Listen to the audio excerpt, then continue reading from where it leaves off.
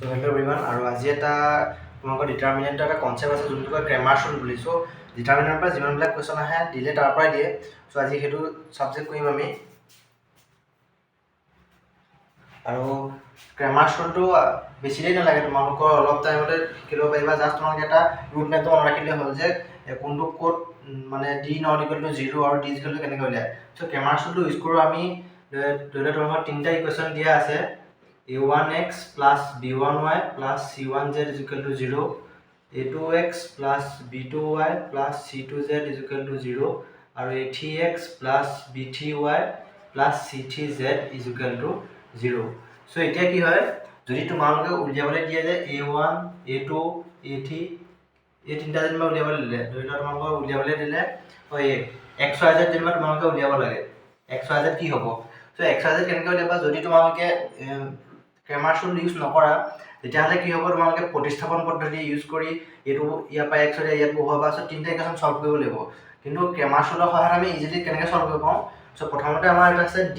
চ' determinant কেনেকৈ লিখোঁ? ইয়াত a1 ইয়াত যিবিলাক কোএফিচিয়েণ্ট আছে a1 b1 c1 a2 b2 c2 a3 b3 c3 এইটো কয় d বুলি। তাৰপিছত আছে d1 d1ত কি কৰোঁ আমি?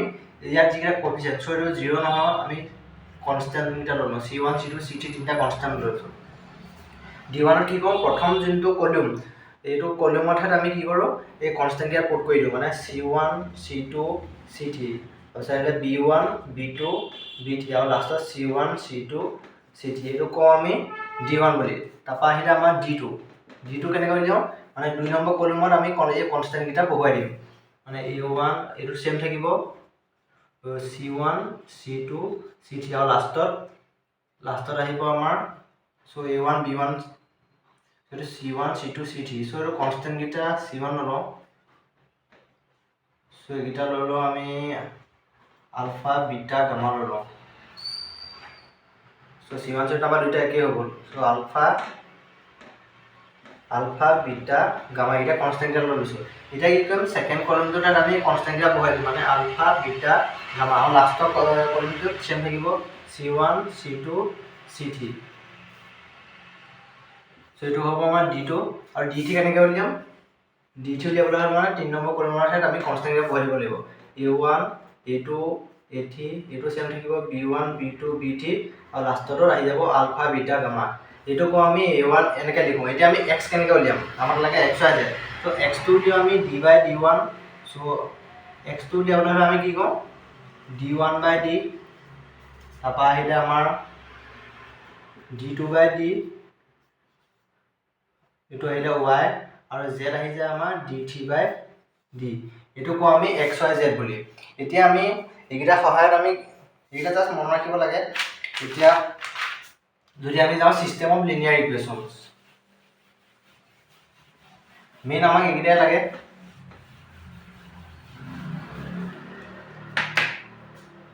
System of linear equation.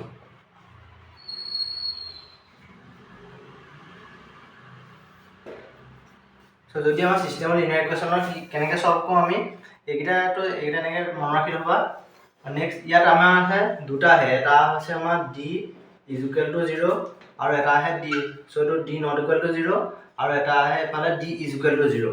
So' d not equal to 0, ইয়াত চিষ্টেম ইজ কনচিষ্টেণ্ট, মানে ইয়াত সদায় সলিউশ্যন থাকিব, চিষ্টেম ইজ কনচিষ্টেণ্ট। ইয়াত সদায় চিষ্টেম কনচিষ্টেণ্ট মানে সলিউশ্যন থাকিব ইয়াত, আৰু d ইজ ইকুৱেল টু 0। চ' ইয়াতো দুটা আহে কেছ, এটা আহে তোমালোকৰ d1 মানে এইকেইটা d1 d2 d3, d1 is equal to d2 is equal to d3 is equal to 0, আৰু এটা আহে তোমালোকৰ d1 d2 d3 not equal to 0, মানে এটা যদি নট ইকুৱেল টু 0 হয়, এইটো কেছত সদায় কি হ'ব? Unique solution. যদি তোমালোকৰ কুৱেশ্যনটো দিয়া থাকে ইউনিক সলিউশ্যনৰ যদি ৱৰ্ডটো পোৱা, তেতিয়াহ'লে ডাইৰেক্ট তোমালোকে d নট ইকুৱেল টু 0 লিখি দিবা। চ' ইয়াত কি হয়? d1 ইকুৱেল টু 0, এইটো কওঁ আমি 0 সলিউশ্যন বুলি। ইয়াত মানে সদায় সলিউশ্যনবিলাক কি বোলে 0 0 0, গোটেইকেইটা xyz 0 0 পাবা। চ' এইটো কওঁ আমি ট্ৰিভিয়েল সলিউশ্যন।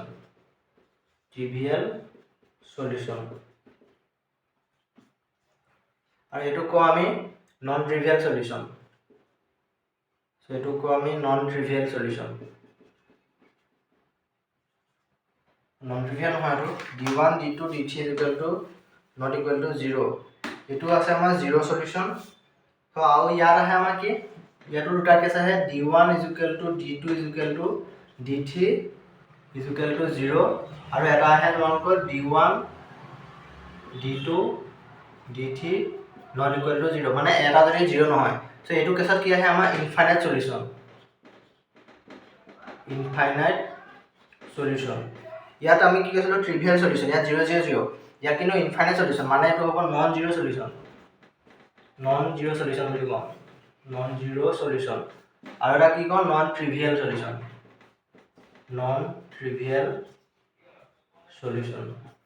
আৰু এইটো নো সলিউশন ইয়াত এইটো মনত ৰাখিব লাগে d1 d2 d3 not equal to 0 আৰু আহে তোমালোকৰ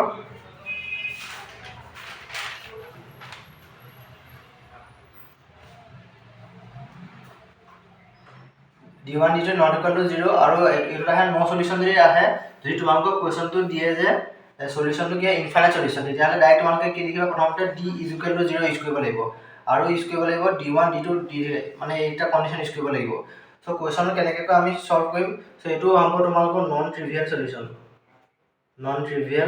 সলিউশন সো এতিয়া আমি কেইটামান আগৰ কোৱেশ্চন আহিছে CW ৰখা কেইটামান কোৱেশ্চন কৰিম তেতিয়া গম পাই যাবা কেনেকৈ কৰে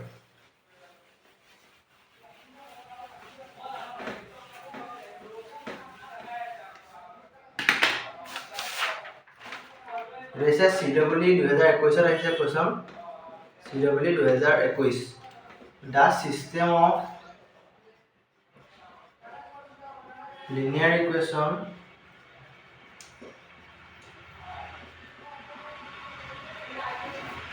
x plus y plus z is equal to 2 2x plus y minus z is equal to 3 3x plus 2y plus kz is equal to 4 has a unique solution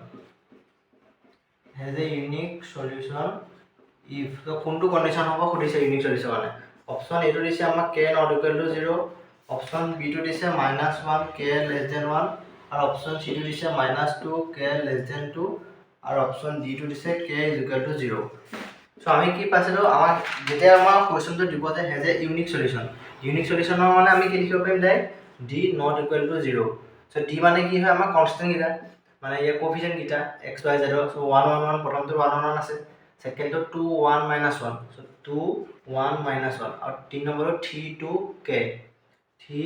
2 k এটো ডিটাৰমিনেন্ট কৰি পেলাই not equal to 0 লিখিলো so এতিয়া যদি আমি ডিটাৰমিনেন্ট solve কৰো 1 into k minus কৰিলে যে +2 -1 এটো হৈ যাব 2k + 3 আৰু এটো হৈ যাব +1 4 - 3 not equal to 0 so to solve কৰি দিয়া k + 2 - 2k - 3 + 1 not equal to 0 so এটো হৈ যাব -k এটো হৈ যাব -1 + 1 মানে এটো 0 not equal to 0 so পাই যাম -k not equal to 0 মানে k not equal to 0 so আমাৰ অপচন কোনটো এইটো কাৰেক্ট জাস্ট তোমালোকে এইটো কোৱেশ্চন ইউজ কৰিব লাগে d not equal to 0 next আমি আৰু এটা কোৱেশ্চন কৰিম 2020 ৰহা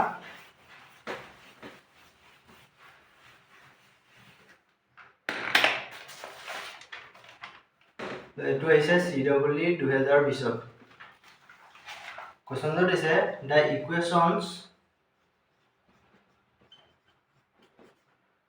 x plus 4y minus 2z is equal to 3 3x plus y plus 5z is equal to 7 and 2x plus 3y plus z is equal to 5 have so option A is no solution option B is a unique solution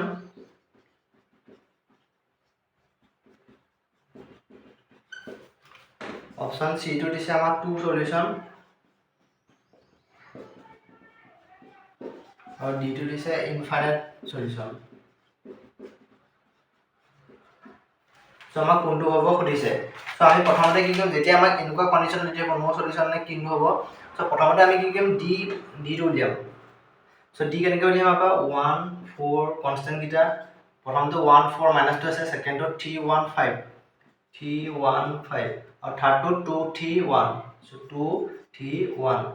so এটো যদি আমি উলিয়াও determinant কৰি দিয়া 1 - 15 - 4 into 3 * 3 - 10 - 2, এটো যাব 3 3 * 9 - 2, so এটো যাব -14 -4 ইনটু -7, এটো যাব -2 ইনটু 7, সো -14 প্লাস 28, এটো যাব -14। সো এটো যদি সলভ কৰা কিমান হৈ যাব ইকুয়াল টু 0 পাই যাম। সো d ইকুয়াল টু আমি পাই গলো 0।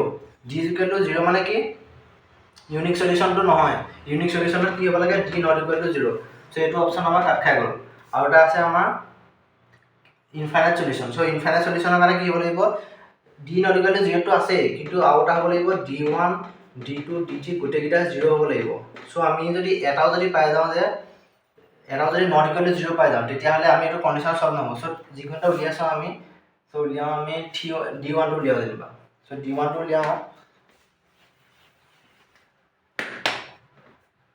সো d1 কিমান পাই যাম মানে কনস্ট্যান্ট কিটা প্ৰথম টার্মত কনস্ট্যান্ট কিটা আহিব, বাকি সেম থাকিব 3 7 5।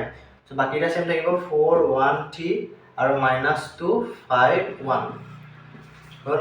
সো এটো কইলে কিমান হ'ব 3 1 -15 -4 ইনটু 7 -25, আৰু এটো হৈ যাব -2 21 -5। সো 3 ইনটু -14 -4 ইনটু -18 -2 ইনটু এটো হৈ যাব 16। সো এটো যদি সলভ কৰা আমি কিমান হৈ যাব 3 14 3 4 গুণ 42 3 14 42 4 ইনটু 18 72 আৰু -32। সো এটো কইলে কিমান হ'ব 0 7 30 -32, যেটা মেকল থাকে 30 -32 মানে -2 পালো, যোনটো not equal to 0 not equal to 0 পাই গলো।